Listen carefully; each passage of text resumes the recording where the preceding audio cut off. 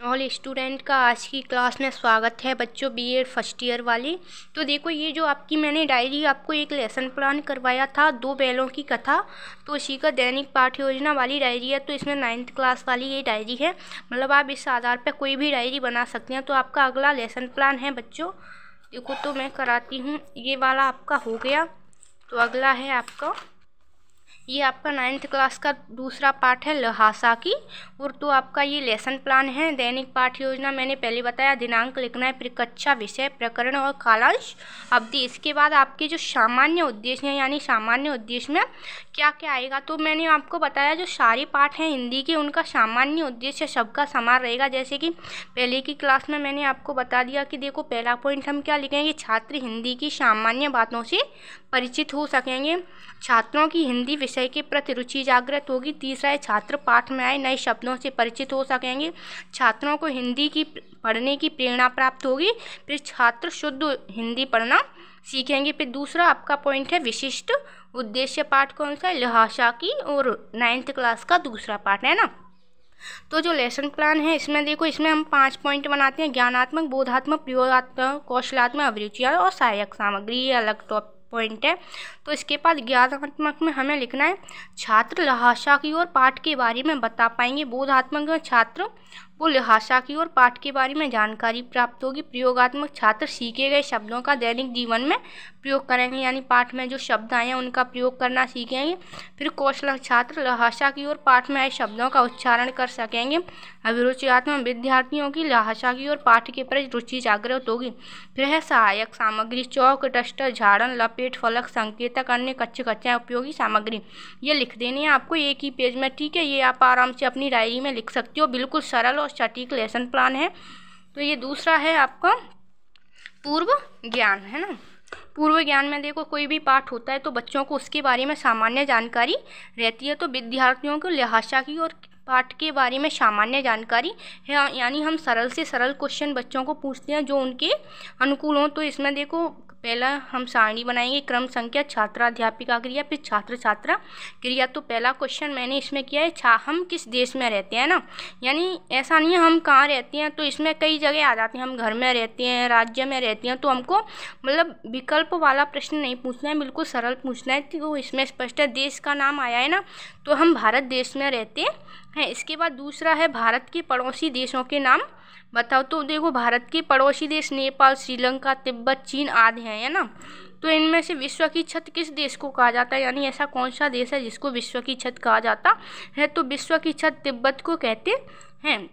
तो आपकी कक्षा में हिंदी विषय में तिब्बत से जुड़े किसी पाठ का नाम बताओ।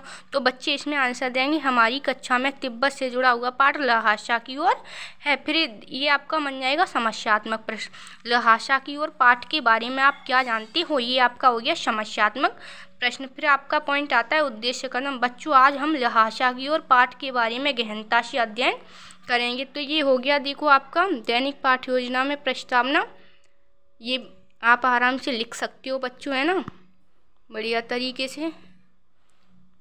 इसके बाद देखो अगले पेज पे हम चलते हैं।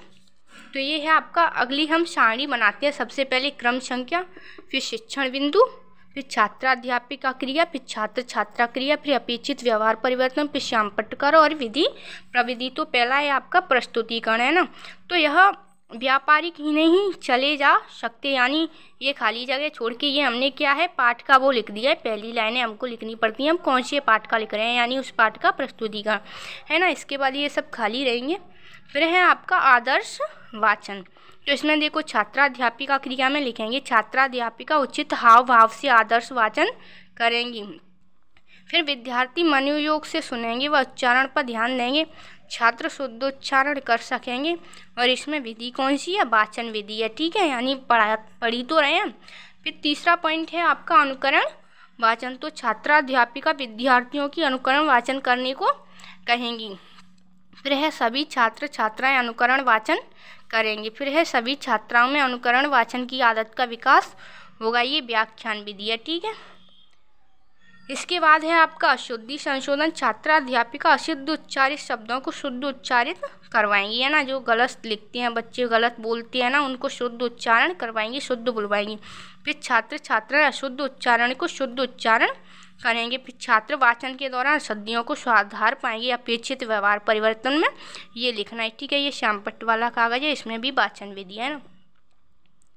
इसमें देखो वैसे संशोधन विधि भी लिख सकते हैं, इसमें हम वाचन विधि भी लिख सकते हैं यहाँ पे, ठीक है। इसके बाद है आपका कठिन शब्द निवारण। तो छात्रा अध्यापिका पाठ में आए कठिन शब्दों के अर्थों को श्यामपट्ट पर लिखकर बताएंगे, है ना। कठिन शब्द पाठ में आते हैं, उनको हम श्यामपट्ट पर लिख कर बताएंगे। फिर छात्र छात्रा कठिन शब्दों के अर्थों को अपनी उत्तर पुस्तिका में लिखेंगे। फिर है छात्रों में लेखन कौशल का विकास होगा एवं कठिन शब्दों के अर्थों को जान पाएंगे, है ना। यानी देखो ये है छात्र छात्रा क्रिया में वो अपनी उत्तर पुस्तिका में लिखेंगे और उनमें लेखन कौशल का विकास होगा अपेक्षित व्यवहार परिवर्तन। फिर ये आपके हैं बोध प्रश्न लिखते हैं हम, 1 2 3 जितने मन हो उतनी जगह के हिसाब से। फिर लेखक ने अपनी पहली तिब्बत यात्रा किस देश में की थी? तो लेखक ने पहली यात्रा भिकमंगे के छद्म वेश में की थी, यानी वेश में, किस वेश में की थी?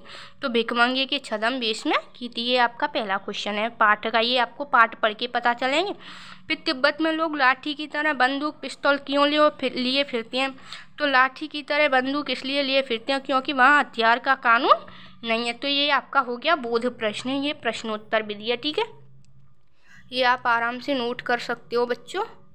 किसी को कोई डाउट हो तो पूछ लेना, और जो लेसन प्लान बनाना नहीं आए उस पार्ट का नाम लिख के कमेंट बॉक्स में बताएं। वीडियो को लाइक कर दें और जो चैनल पे नए हैं वो चैनल को सब्सक्राइब कर लें। जो भी डायरी रह गई हो आप लोगों की वो कमेंट करके बता दें। इसके बाद है मूल्यांकन प्रश्न। डाकुओं के लिए तिब्बत में सबसे सुरक्षित स्थान था, तो ये मतलब कौन सा स्थान था? तो ये डांडे है ना, तिब्बत में है ना। डांडे के सर्वोच्च स्थान पर बना था, क्या बना था? मंदिर बना था। उसके सब पहाड़ों पर बोझा उठाने के वाली को क्या कहा जाता है? भरिया। ये खाली स्थान वाला है, पहले ऑप्शनल क्वेश्चन फिर खाली स्थान का। फिर मंत्र पढ़कर धागे या कपड़े की चीर में गांठ लगाने पर उसे क्या कहा जाता है? गंडा, यानी तावीज वगैरह कुछ होता होगा, मुझे नहीं पता, है ना। तो लोहासा की ओर में कहाँ की यात्रा के बारे में वर्णन है? ये आपका क्या है? ये प्रश्न है छोटा सा, है ना। तो कहाँ की यात्रा का वर्णन है? तिब्बत की यात्रा का। तो ये है फिर राहुल सांकृत्यायन का जीवन परिचय लिखो गृह कार्य में, ठीक है बच्चों। तो ये हो गई आपकी लेसन प्लान लोहासा की ओर पाठ का। आप आराम से अपनी डायरी में इसको नोट करते हैं, बिल्कुल सरल तरीका ये आपका लेसन प्लान वाली डायरी का। देखो ऐसा पूरे यूट्यूब पे नहीं मिलेगा कहीं भी, बिल्कुल सरल और सटीक तरीका है। जो बच्चे चैनल पर नए हैं चैनल को सब्सक्राइब करें, वीडियो को लाइक करें और कमेंट में बताएं आपको कोई भी डाउट हो, कोई भी डायरी रह गई हो तो, ठीक है। अब हम मिलेंगे अगली वीडियो में। धन्यवाद, ठीक है बच्चों। Bye bye. चैनल को सब्सक्राइब, सपोर्ट और शेयर ज़रूर कर दें। धन्यवाद।